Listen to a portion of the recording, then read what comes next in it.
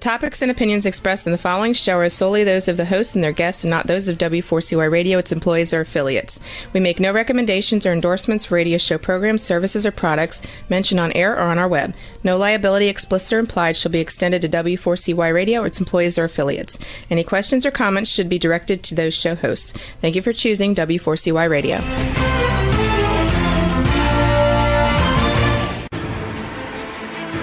What's working on purpose anyway? Each week, we ponder the answer to this question. People ache for meaning and purpose at work, to contribute their talents passionately and know their lives really matter. They crave being part of an organization that inspires them and helps them grow into realizing their highest potential. Business can be such a force for good in the world, elevating humanity. In our program, we provide guidance and inspiration to help usher in this world we all want, working on purpose. Now, here's your host, Dr. Alise Cortez.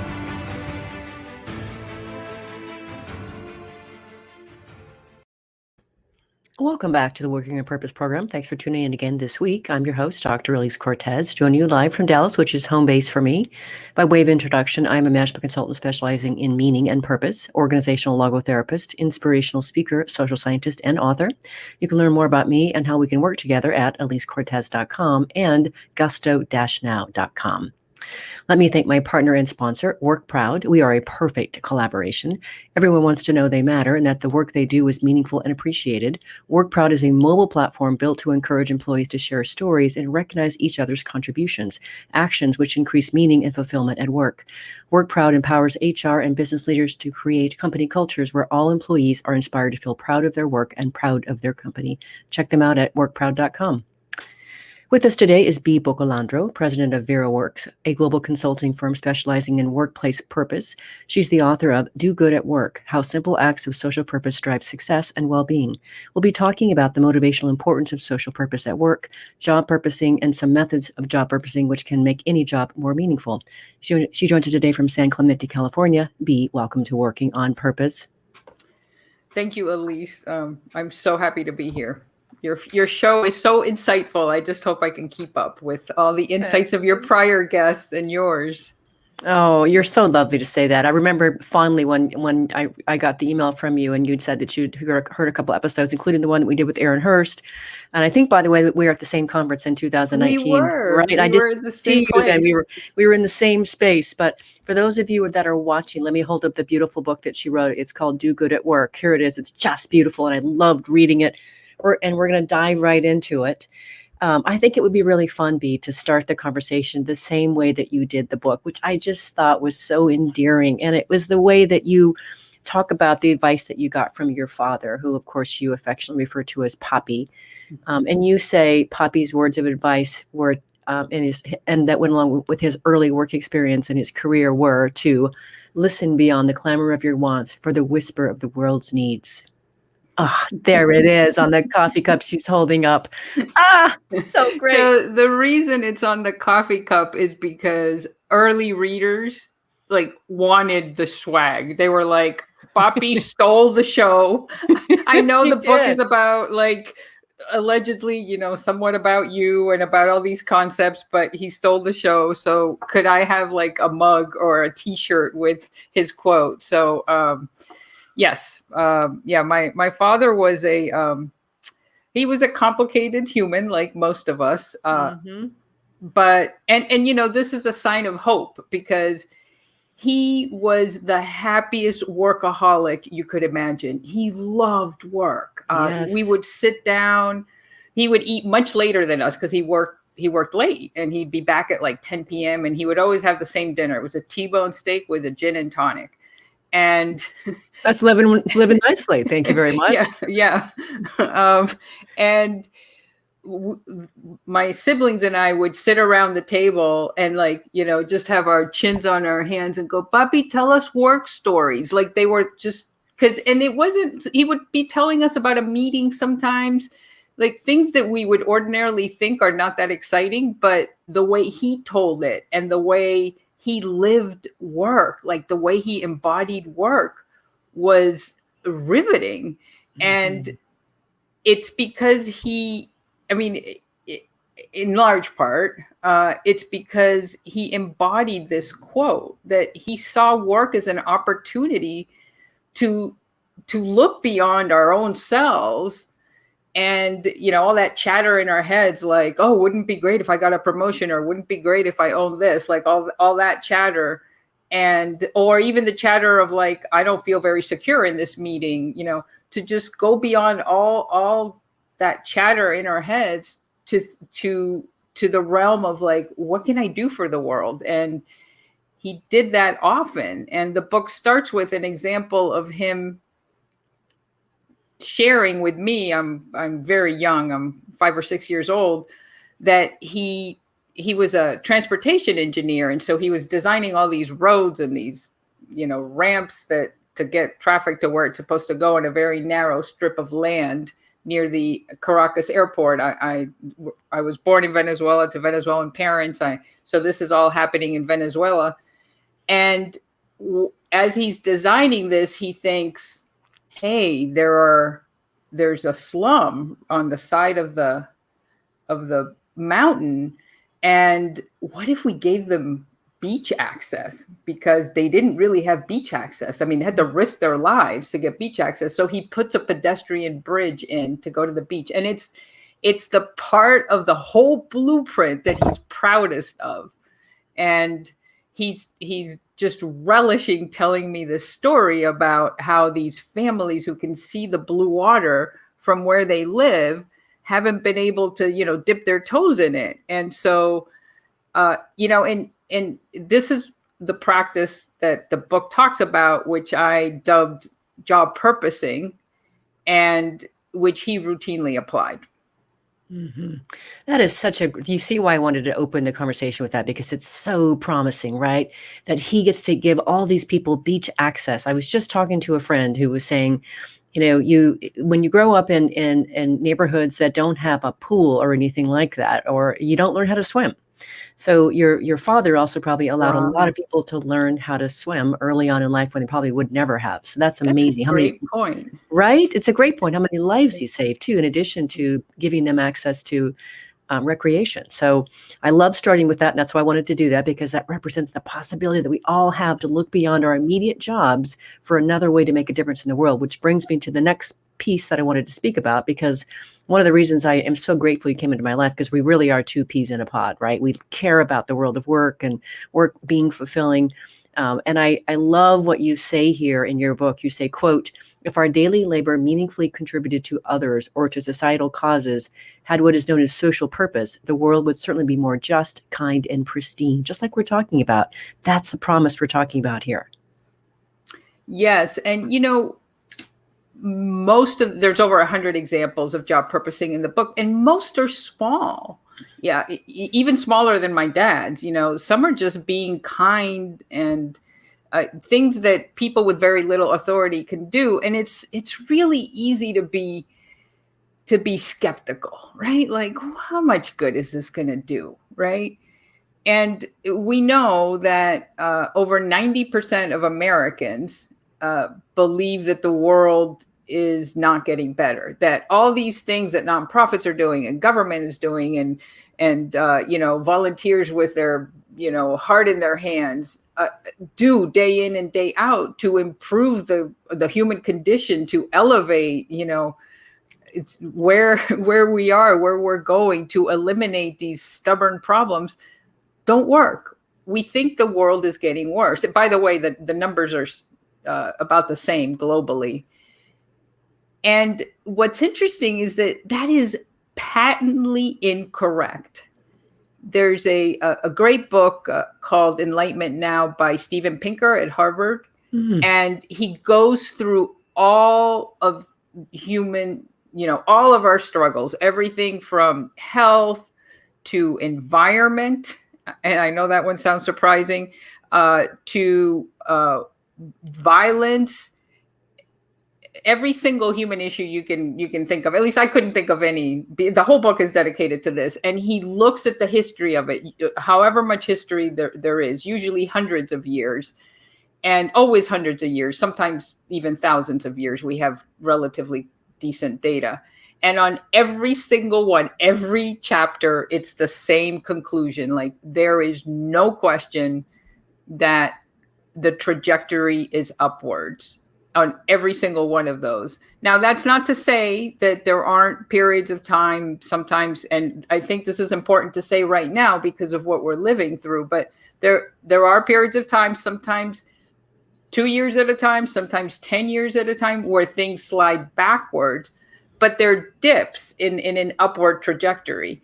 So the point is, these things that we are doing, they're working. And if we could do more of them in the place where we spend the majority of our waking hours, which is work, the planet would look different, because that's a place that we've been hesitant to go beyond our jobs and to do what my dad did. And like, no one, he didn't really have permission to do that. He was an engineer. He just snuck it in there. Yeah. He just snuck it in there. And it usually goes well when people modify their jobs to do good. Mm-hmm. So yeah, I really believe that quote, the one you read. I think that if enough people use their jobs as a platform to do more good in whatever way they can, I do think the planet would be unrecognizably different. And, one other point, Alise, which relates to your book, which, I think is fantastic, is that,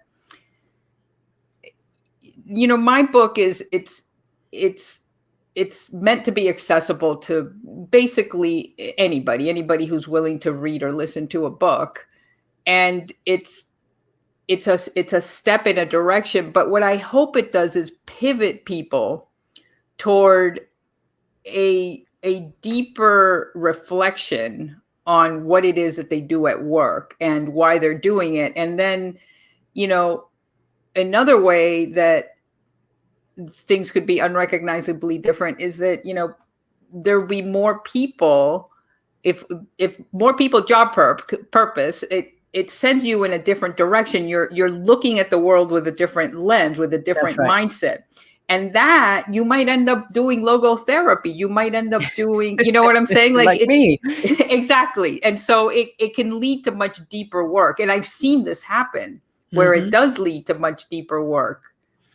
Well, and that is definitely the work that I'm up to too, as well, Bea. That's why I think I connect so strongly with you, because I am out definitely to invite more people on that path. Join us, looking for a bigger ripple, a bigger wave. Because I'm out to help raise the awareness of the universe so that we can really help co-evolve the planet that we're living on. Yes, absolutely. And to that end, what I think is great is you in your book give us a really tremendous foundation that this has already been in place with us for years. This is just so great. Get this, listeners and viewers. This is so gorgeous. She says, I quote, "Anthropologists now know that prehistoric humans worked not for their own families, but for the collective. Thousands of generations of ancestors bestowed on us an instinctual longing, innate ability, and great joy in performing work that has social purpose. We are so hardwired to make work-based contributions to society that it's actually good for us." Amen. Yeah, it's, this isn't like the idea of job purposing. It's not something to bolt on. It's not like some modern technology, right, that we're adding on. It's actually restoring what we have done for most of humanity. And this is a much longer conversation, but things started going sideways when we got into agriculture. And there are many very good things about agriculture. I'm not trying to send us back to the Stone Age or anything, but one of the things that it cost us is that beginning with that transformation, and Aaron Hirsch knows a lot about these different phases in work. One of your guests, who I thought did a fantastic job, but at explaining them. But before agriculture, we would go hunting or gathering, and it would always be in groups. And when we brought down the woolly mammoth, everybody didn't grab a piece of the woolly mammoth and take it back to their individual hut or cave for their personal icebox to then give to their 2.4 kids and their spouse. That's a new thing, right? the woolly mammoth was a collective good for the collective celebration that night. And similarly, when we built huts, we didn't just build our own hut and then go like, ha ha, sit there and watch our neighbors like suffer doing theirs. We would systematically build every single hut. Like everybody would help with every hut, unless you were tired or you had a sprained ankle, and then you could take that day off. And in fact, so work was so fulfilling because it was for the whole tribe that it didn't even, there was no word for it, because it was the same as leisure. It was literally the same thing as, playing with your toddlers or sitting around and playing games with your tribe members, or visiting another tribe and gossiping. So really job purposing is about restoring what is rightfully ours. And we've kind of lost touch with it. Yeah, and I also like how you're weaving together back in the day, if you will, where that there was just a seamlessness to all this, our work and our living, that was all just part of life in general, which is how I see it today for myself. So I think there's such a beauty that beckons us with that. Yeah. And on that note, let's grab our first break. I'm your host, Dr. Alise Cortez. We've been on the air with Bea Boccalandro, who is the president of VeroWorks, a global consulting firm specializing in workplace purpose. She's the author of Do Good at Work, How Simple Acts of Social Purpose Drive Success and Well-Being. We've been talking a bit about what is social purpose. After the break, we're going to get into job purposing itself a bit more. Stay with us. We'll be right back.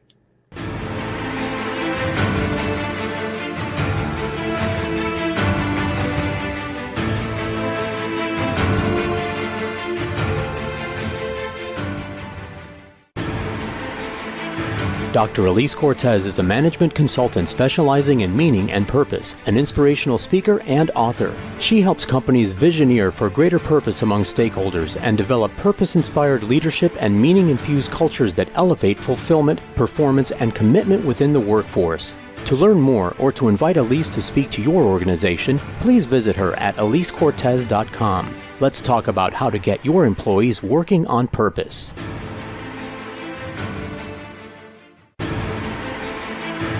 This is Working on Purpose with Dr. Alise Cortez. To reach our program today or to open a conversation with Alise, send an email to Alise, A-L-I-S-E, at alisecortez.com. Now, back to Working on Purpose.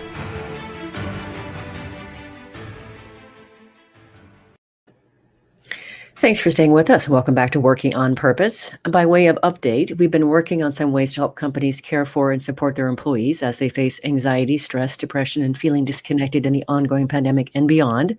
So in addition to the complement of purpose and meaning consulting and programs, the Grab Your Gusto, Wellbeing and Vitality from the Inside Out webcast learning series is now available. If you want to know more about it, reach out to me via email. That's the best way to do it. It's Alise at alisecortez.com. If you're just joining the program, my guest is Bea Boccalandro. She's the author of Do Good at Work, How Simple Acts of Social Purpose Drive Success and Well-Being. She joins us today from San Clemente, California. I'm your host, Alise Cortez. So just before the break, Bea, we were starting to present the idea. I just wanted to get this real quick in the minds of our listeners and viewers. This notion of the intertwined notion of life and work, and that what we've come to realize, of course, Aaron Hurst does this beautifully, is that the chances of us having a meaningful life go down significantly if our work is not meaningful. And I think it's really important to recognize. So all the more reason what you and I are doing is trying to help people get access to greater meaning and fulfillment in their work, because that spills over and colors the rest of their lives. Yes. Yeah. One of the terms I hate is work-life balance. Me too. It's outdated anyway. I'm like, okay, so if life is the opposite of work, then isn't that saying that work is death? Like, it just makes no sense to me. And we know, so studies find that if your job satisfaction drops by 10%, then your life satisfaction drops by 6%. So almost the full, like the bulk of the full drop happens in your life as well. And so I don't think it makes sense to continue under this paradigm that we seem to have accepted, I don't know, sometime in the last 100 years, that it's like, okay, work can be unfulfilling, it can be painful, it can like crush my soul, and somehow I'm going to make up for it in the remaining time that I have. So that's one reason why I focus on work. And I know that it's one reason you do as well. I do. That's right. We Fixing are. work. I'm so someday going to be on your doorstep, and we're going to meet and have a couple of glasses of wine and dinner for sure, at least. So just look out. The knock is coming. I look forward to it. Okay, good. All right. So for our listeners and viewers who haven't yet read your book, as I have, I think it would be really good for us to define what you mean by job purposing. So how would you say that in crisp, easy terms for them? Yeah. So job purposing is any action that you take as part of your work week that is a meaningful contribution to others. So it can be to a customer, a coworker, or something like that, or to a societal cause. Okay, so what's beautiful about that, and let's layer in some logotherapy too while we're at it, shall we? So for you listeners and viewers who heard me talk about this, what I would call that from my logotherapy practice is that self-transcendence. And so it's when we actually transcend ourselves in order to take care of and focus and care for others. And that's where a lot of the meaning comes from. So it's just a beautiful tap into that. Okay, so now, if you can, you talk about 8 ways that social purposing benefits people. Let's not go into all of them because I want them to also read the book, but let's give them a smattering of a few. What would you like to share from that list? Yeah, well, because we're living in very stressful times, I think a really apropos one is stress and even anxiety. Mm-hmm. And so this is, I mean, it's like magic. I've actually tested this many times. Now I've done it on webinars, but when I give keynotes in person, I often start off by saying, okay, take the next 5 minutes, everybody in the room, and do something nice for someone. Mm-hmm. And I give them some suggestions, like go into LinkedIn and give someone a positive recommendation or whatever. But the one thing I do, there's a pre-test and a post-test. I ask them on a scale of 1 to 10 how stressed they are before they do it and after they do it. And consistently over 60%, and then I ask them to stand up. If your stress went up, stand up. Usually there's 1 or 2 people. I offer them chocolate because that's the other thing that works. Okay, good. At least in my. And then if your stress stayed the same, go ahead and stand up. And usually that's between 20 and 40% of the room. And then if your stress went down, stand up. And people are hooting and hollering and high-fiving each other because not only are they less stressed, but as they just got some dopamine, they just got some oxytocin, they just got some serotonin, right? Mm-hmm. So if you do this, this being job purposing, that was 5 minutes, and I don't allow them to spend more than $5. So it's 5 minutes, $5, just a very small thing. We are so sensitive to acts of social purpose. That means, doing good for others or for a societal cause, that very small dosages make a big difference in our mental health. So yes, stress, and there's studies showing that it reduces anxiety too. So, kind of all the way to reducing anxiety. And they've even shown it by looking at the stress response in the brain under an MRI when people are doing an act of social purpose versus when they're just doing something fun, for example. And they know that the stress response is physiologically dampened in the first case. Mm-hmm. And just to do the book, and if we can, then Bea, since your book is actually in your subtitle does actually say that how simple acts of social purpose drive success and well-being. Maybe you could speak a little bit to how social purposing drives success. Yeah, so there are more and more studies showing this. There's a very one of my favorite studies was done by John List and his colleagues. He's an economist at University of Chicago, and they went out there and they posted a job out there, and then they got recruits, and it's all online, so no one talks to each other. A random half of the people who were interested in the job were told about, and this is it's all authentic. So they set up a company to make sure this was all authentic. So a random half was told that were told what the social purpose of the organization was, and it basically amounts to helping nonprofits with better rates. Okay. And so the other half was not told that their work had anything to do with social purpose.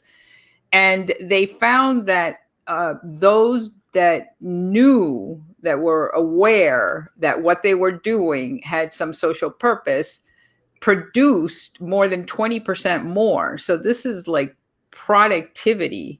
And they slacked off less too. And their work was equal quality. So even though they were working much faster, they were taking fewer breaks, their work was equally good quality. Mm-hmm. And so we know, and you know what, if you went to, they didn't do this in this experiment, but they did in another experiment. If you went to these workers and you tell them, hey, that's really great that your productivity was so much higher than your colleagues just because you cared about, these societal causes, they would deny it. They'd be like, oh, I don't think so. That's not why. All of this is happening subconscious. So, and in fact, it's so powerful, the productivity boost, that we know that economists have a fancy term for it. It's what is the term?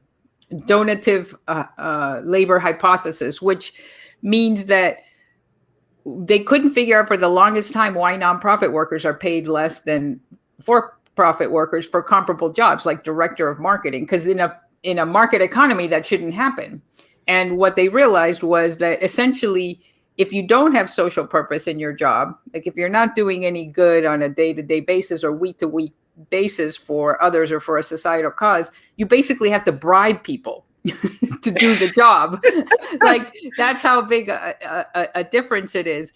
So productivity is one, but and I know you talk about flow. It's much easier to get into a state of flow if you feel like what you're doing matters to someone or to a cause out there. You're also less likely to, of course, your satisfaction goes up. You're 10% more likely to get a raise and 40% more likely to get a promotion. So, and there's more, but yeah, I think go on. we're convinced. I hope listeners and viewers reach out to me and tell me if you're not convinced. Okay, if you are, do that too. But so let's get into this next piece. To me, I think this is just so obvious, right? Otherwise, I wouldn't have spent the last 20 years of my life somehow focused on meaning and then identity and then purpose and passion and now well-being and consciousness. How do organizations recognize that they should be working with you? How do they start? How do they figure out, oh my gosh, I need Bea and her team? Well, there are several paths there. Unfortunately, one of the paths, but you know what? Wherever it starts, I kind of go in there hoping for the best. One of the paths is like organizational shame. Like, we can't keep up with our competitors. They're doing all these positive things out there. We need to check off that box. What's amazing is that in this last year, I have seen none of that. So and I get approached a lot because, of course, I have a book out and, I'm doing things like this. So what I'm finding that the pandemic era has done to us, which of course isn't just pandemic, but it's, it's an economic crisis and it's a divisive crisis. I mean, we have multiple crises going on, is that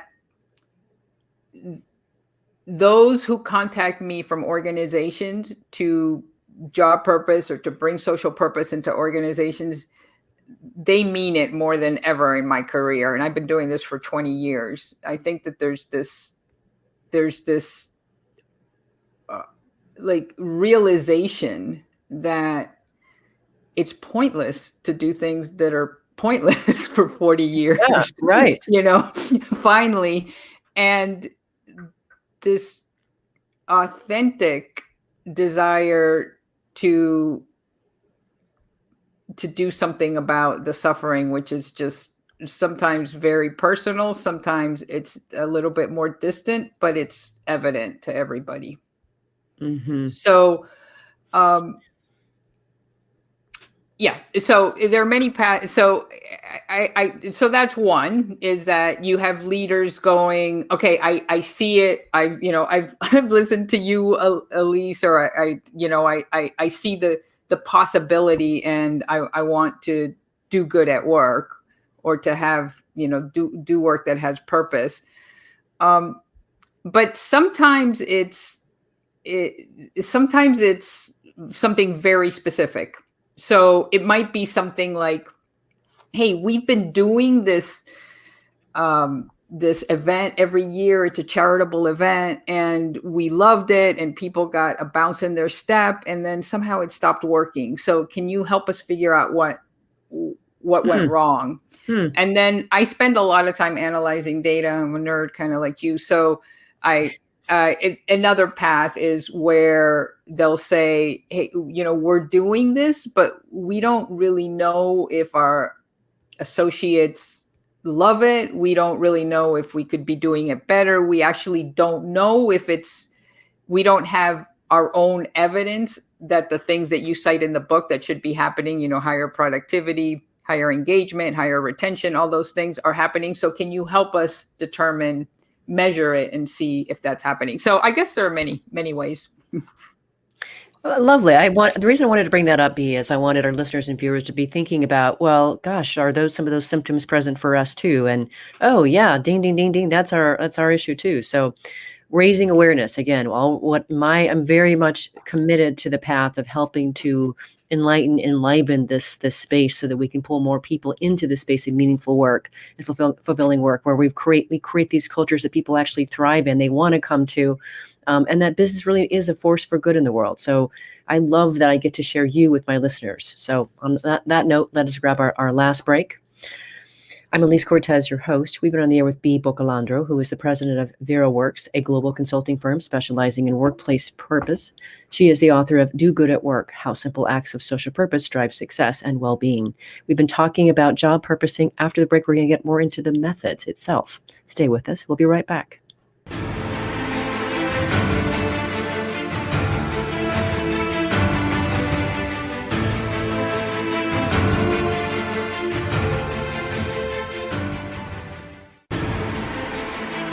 Dr. Alise Cortez is a management consultant specializing in meaning and purpose, an inspirational speaker and author. She helps companies visioneer for greater purpose among stakeholders and develop purpose-inspired leadership and meaning-infused cultures that elevate fulfillment, performance, and commitment within the workforce. To learn more or to invite Alise to speak to your organization, please visit her at alisecortez.com. Let's talk about how to get your employees working on purpose.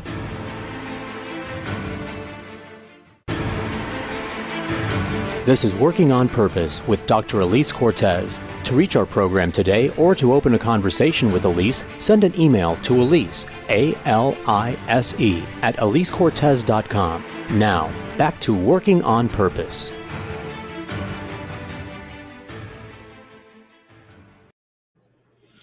Thanks for staying with us, and welcome back to Working on Purpose. I'm very excited to share with you, as Bea alluded to earlier, that my Purpose Ignited book is out. It's on Amazon now.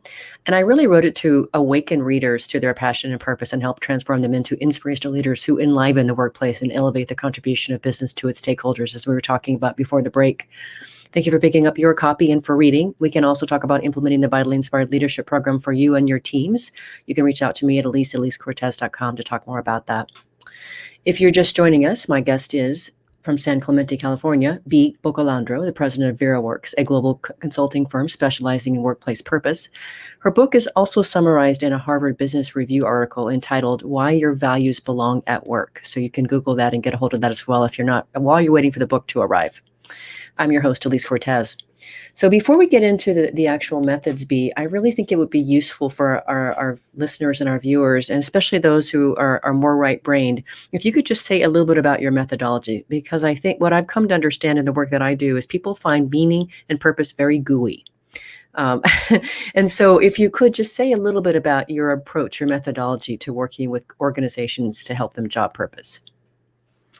Yeah. So actually, what I have learned is that if you're doing good at work, anywhere you start works. It's just as humans, we are so in the US in particular, we get stuck with all these imaginary barriers. It's like, well, I don't know what good to do because I don't know what my life's purpose is. Yeah. And I think that that's a noble journey to go on to discover your life's purpose.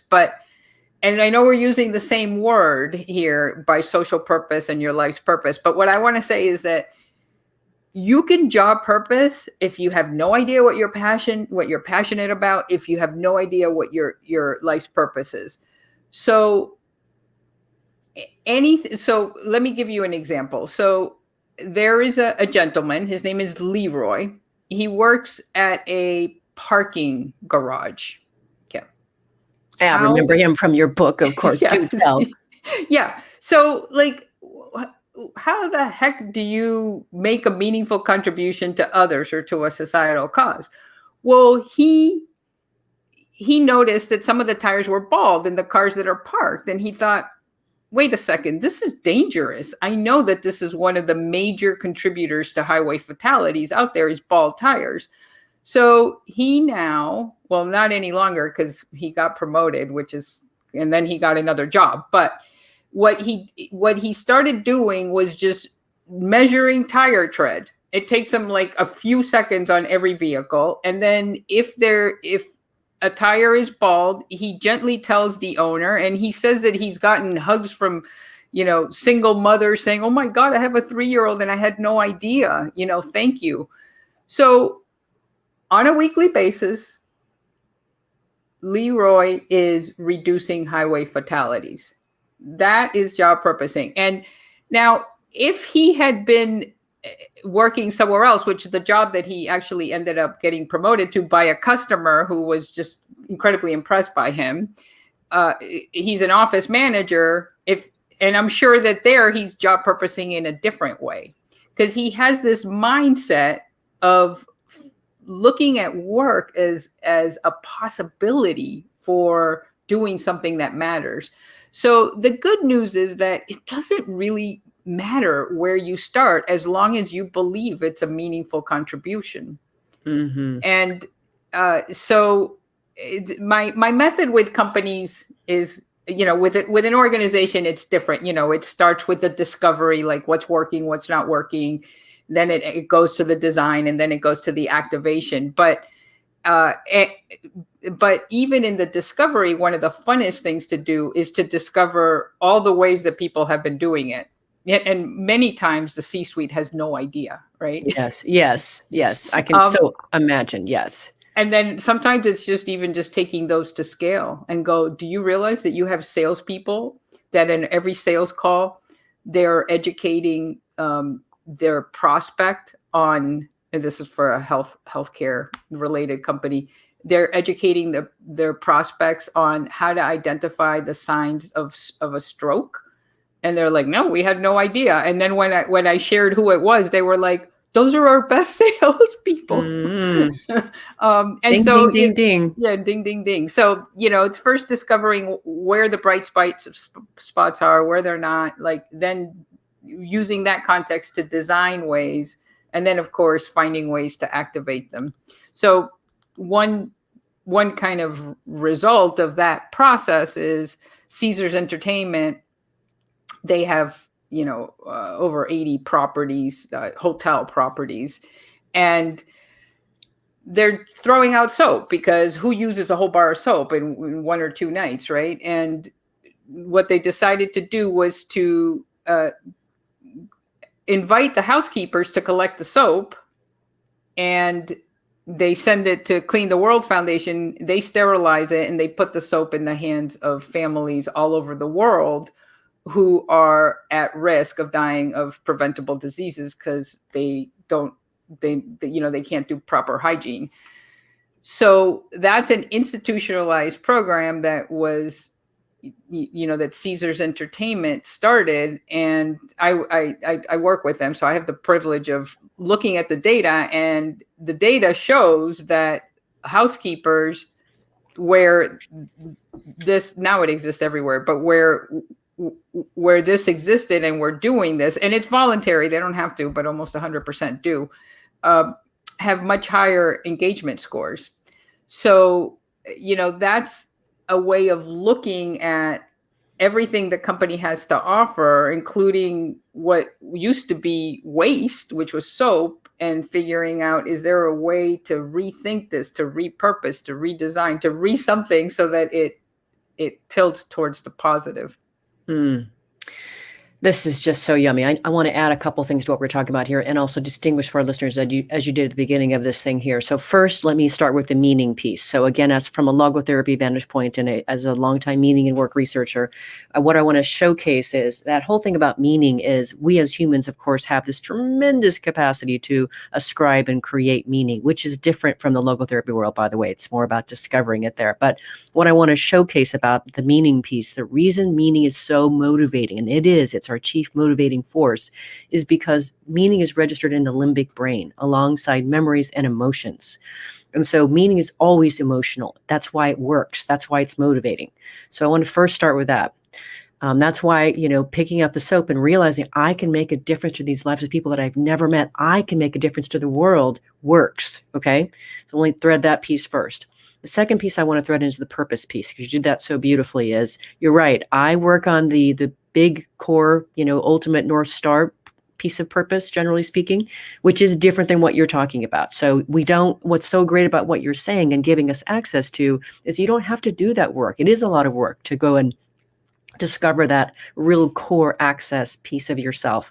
But what I love about the work that you're doing with us, Bea, is that by job purposing, you can discover a way, a social purpose, a way to be able to meaningfully contribute to the world through your talents. And that is different than going to find out what it is that is ultimately and uniquely you, totally different lens and vantage point. So that's how we would distinguish the meaning and purpose part that you were talking about. I don't know if you want to add anything to that, but it was important for me.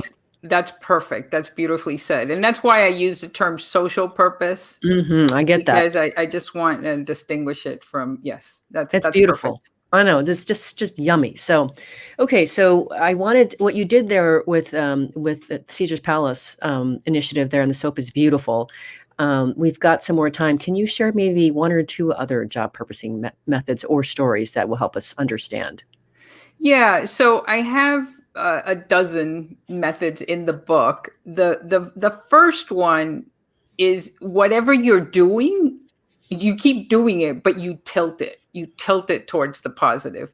And so Leroy is an example of that. And I want to start with that one because it's the most powerful one, because usually you can take it to scale. I mean, he does dozens or hundreds of cars a day because it's part of his core task. But I will say that, again, it's actually a baker's dozens. There's 13. So there are 12 other ways of doing, because people get stuck. It's like, well, all I'm doing is I'm on a spreadsheet. How am I supposed to job purpose that? There's probably a way, but if you can't find it, don't worry, because you don't have to do it that way. There's many other ways. So let me share a different way. So this is the back cover of my book. Mm-hmm. And if you can see there, it says Habitat for Humanity. Yes. Right? Mm-hmm. Right next to Morgan James Publishing, my publisher, who I love. So I'm happy to give them this commercial. And so this method is give space to a cause. And so, here is space. It's actually very, very valuable real estate in this case on the back cover of a book. And this was them. It was not me. This was Morgan James. One of the reasons I chose them, frankly, because they did it on the letterhead as well. So I saw that. And they're like, hey, is there a way we can use this space for a cause? And that's one way to use space for a cause. A totally different way is how an IKEA store in Italy does it, where they're like, hey, there are these stray dogs out there. We have these beautiful living rooms. Wouldn't these dogs be happy there, and our employees are happy to take care of them, and our customers are delighted by them. So basically, their IKEA store doubles as, you know, a dog sanctuary. And that's another way to use space for a cause. So so that's two methods, right? So tilt whatever you're doing to the positive. And sometimes tilting what you're doing to the positive can be something very small. So let's say that you're purchasing you know, whatever, pens or something. You can go, hey, is there a way I could do this that makes a meaningful contribution out there? And it's like, well, yeah, let me just see if there's a Black-owned business that manufactures pens, or let me just see if there's pens that don't, you know, end up being plastic in the ocean, that somehow they figured that out, or maybe made out of bamboo. So whatever you're doing, is there a way to do it differently? So two methods, and then I'll share one more because it's so accessible and it's so powerful, and it's just, what if you just decide to be kinder than you have to be? You know, I love that. You know, like, someone who practices random acts of kindness, I love that. It makes a huge difference, and it's just like, you know what? You can even like go into a meeting and go, I'm just going to make sure that I say something kind to all three people in the meeting, and that's it. Yeah. And, you know, pretty much all of us have that opportunity, if not in a meeting, if not in person, or if not over Zoom, over email, over text, over social media. Like, even if it's just that's a meaningful contribution to the other person. It really is. And it's so easy. And it's so easy to make someone's day. I do it every single day. It's just part of my thing. I love it. You already mentioned this with the back of your book, and I didn't even think about that, but I did want to see if you could just share with us what your own story about job purposing. How do you practice social purpose in your work beyond what you shared with the Habitat for Humanity? There's something else you could dig up. Right. Well, I mean, I'm fortunate because I have crafted a job where it's all job purpose. I mean, right. It's all yummy and meaningful everywhere you go. It is. But I will say, and so, you know, I get into flow really easily. I love my job. You know, that's not to say there are days that I want to there aren't days that I want to pull my hair out. There are. But because so one of the things I do is I try to get simple ideas out there for people to job purpose. And I'm like a researcher at heart, you know, and I do research as well. Yep. I mean, I've written all these research reports, but so I always test them first. So for example, like my last blog post the suggestion was, and it was taken from Dr. Angela Damery, who said this to me. And so I just kind of plagiarized it and shared it with others. But basically it's like, what if every morning you ask yourself, who am I going to pleasantly surprise today? You know, and I love it. And so, of course, I tried it for a week before I put it up there just to make sure it worked and what the wording was and stuff. So the advantage of what I'm doing, which is like I'm always testing things, is that on any given week, I'm testing something different, some different way of job purposing. But and you know, that's kind of where I've ended up. And even with my customers and with my clients, I actually tell them, you know, I'm not going to charge you for this, but whatever job purposing we come up with, it's like, I want to experience it with your team members. And so, you know, let's find a way to do that. And so I have like a really vast menu of job purposing that goes on all the time. But one thing, you know, you asked about the journey, and we'll have to wrap up soon here, Bea, so because I want to be sure. Well, the only thing I want to say, I didn't want to go into the journey because I figured next call. No, but what I want to say is that it's perfectly normal to fall out of it and then have to find it again. So even with the advice of my dad at 6 years old, I just want to tell your listeners, I had a lot of help early on this.